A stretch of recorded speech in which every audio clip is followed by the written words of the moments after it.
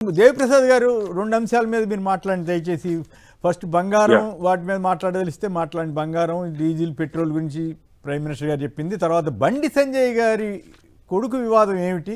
ఆయనేమో ఖండిస్తున్నారు, మీ మీద గట్టిగా ఫామ్ హౌస్లో ఎలుకను కాదని కూడా అన్నారు.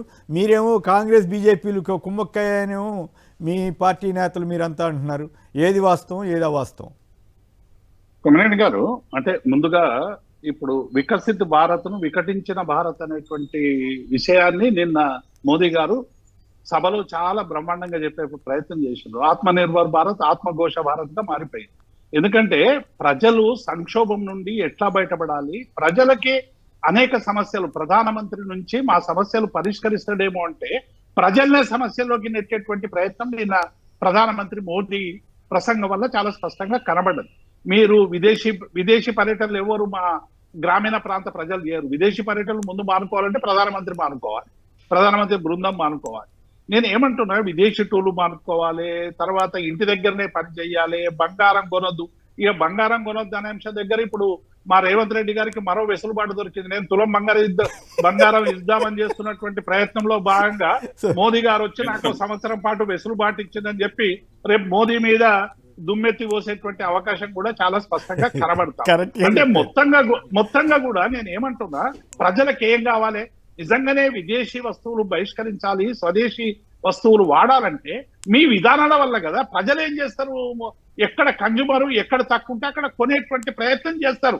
ఇప్పటికే యుద్ధం వల్ల ప్రజల మీద భారం లేదన్నటువంటి ప్రధానమంత్రి ఇలా క్షేత్రస్థాయిలో చూస్తున్నారు కదా. కొమ్మినేని గారు, ఇడ్లీ నుండి అన్నిటి మీద ఇలా భారం పడిపోయింది. అనివార్యంగా అందరం కూడా అనుభవిస్తున్నాం, ఏ ఒక్కరు కూడా.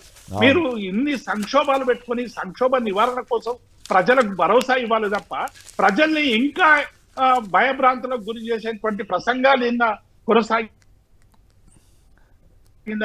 విషయాన్ని చంద్రశేఖర్ గారు ఆ రోజు ప్రధానమంత్రి ఉన్నప్పుడు 47 టన్నుల ఆ రోజు బంగారం నిల్వలు కుదువబెట్టినప్పుడు ఇటువంటి ప్రకటనలు ఎప్పుడు చేయలేదు.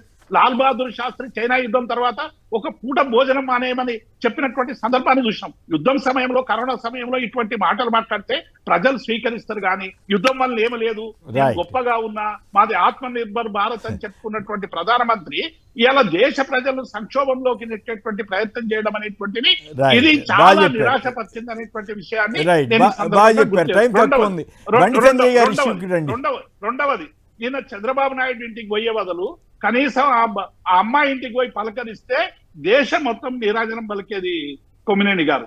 ఎందుకంటే ఒక మైనర్ బాలిక 3 నెలల నుండి ఈ కుటుంబం వేధిస్తున్నది, కొడుకు వేధిస్తున్నాడు అని చెప్పి నానా తంటాలు పడి ఆమె అనేక పోలీస్ స్టేషన్లు తిరిగి చేసినా కూడా ఆమెకు సరైనటువంటి కేసు నమోదు చేయలేదు. పైగా కొంతమంది బీజేపీ నాయకులు మధ్యవర్తులుగా ఉంచి ఆమెను భయపట్టించేటువంటి ప్రయత్నం చేసినట్టు కూడా చాలా స్పష్టంగా కనబడతా ఉంది. కాబట్టి ఇలా బండి సంజయ్ గారు నేను ఫామ్ హౌస్ లో ఎలుకను కాదు అని చెప్తున్నారు కదా. ఇలా బండి సంజయ్ గారు ఇలా స్పష్టంగా తన కొడుకును తన కారులో తీసుకుపోయి పోలీసులకు అప్పచెప్పి ఏమైనా విచారణ చేసుకోవడం చెప్పేటువంటి ప్రయత్నం చేస్తే నిజంగానే నువ్వు పులివా ఎలుకవా అంటావు. ఎందుకు అంత చిందులు వేస్తున్నావు? అంత ఫ్రస్ట్రేషన్ ఎందుకు బండి సంజయ్ గారు? ఇలా ఒక సామాన్యునికి ఒక న్యాయం, మీకు ఒక న్యాయమా? ఇలా డెఫినెట్ గా అమ్మాయి మీద ఏ బీజేపీ నాయకులు సమర్థిస్తారని నేను అనుకోను కొమ్మినేని గారు. ఏ కాంగ్రెస్ నాయకులు సమర్థించరు, ఏ బీజేపీ నాయకులు సమర్థించరు. ఎందుకంటే ఒక మైనర్ బాలిక మీద ఇటువంటి ఎందుకు రాష్ట్ర ప్రభుత్వం మీద మాకు అనుమానాలు వస్తున్నాయంటే ఇంతకుముందు మా అక్క చెప్పింది.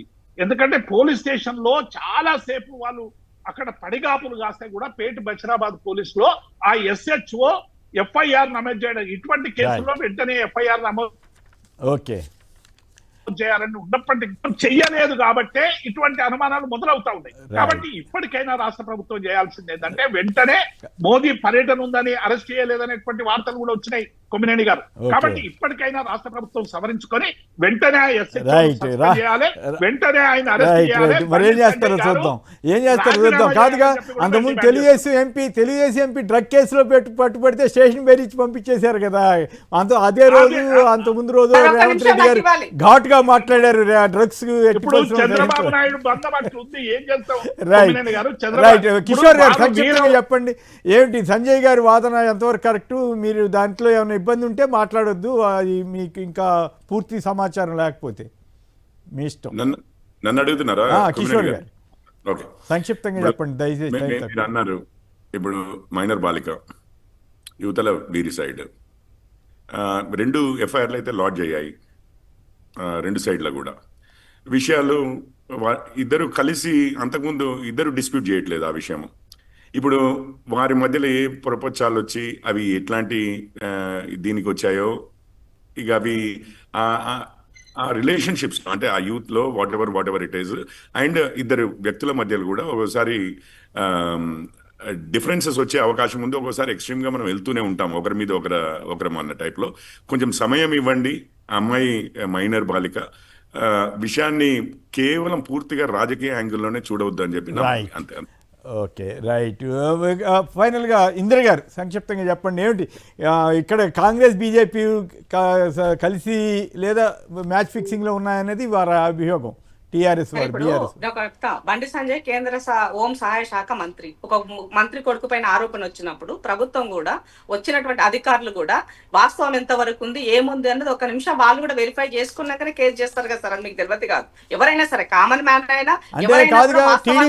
టీడీపీ ఎంపీ విషయంలో మీ ప్రభుత్వ వ్యవహారం దానికి ఏం కూడా దాంట్లో మాకు ఎలాంటి కాంప్రమైజేషన్ లేదు. నేను ఏమంటున్నట్టే, బండి సంజయ్ గారు నికాస్ అయిన లీడర్ అయితే, ప్రజల పక్షాన ఉండే వ్యక్తి అయితే, ఒక మైనర్ బాలిక పైన జరిగిందని కేసు వచ్చి తను ఓపెన్ గా బయట మాట్లాడినప్పుడు తన కొడుకుని తీసుకొచ్చి పోలీసులకి అప్పచెప్పి మీరు ఎలాంటి యాక్షన్ తీసుకోండి, ఇది ఎంక్వైరీ చేయండి అని చెప్పి తన యొక్క నిజాయితీ చాటుకొని ఉండాల్సింది. నేను ఫామ్ హౌస్ ఎల్కన్ గానని చెప్పినంత మాత్రాన మేకపోతు గంభీర ప్రదర్శించకుండా సోదరులు ఓపెన్ గా ఇది చేయాల్సిన అవసరం ఉంది.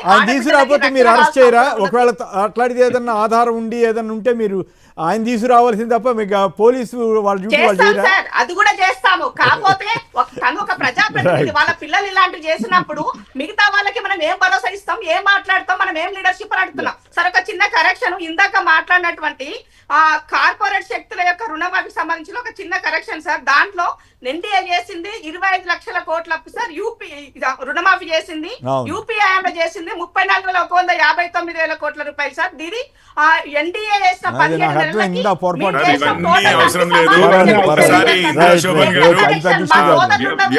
రైతులు ఎంతమంది ఆత్మహత్యలు చేసుకున్నారు వాళ్ళ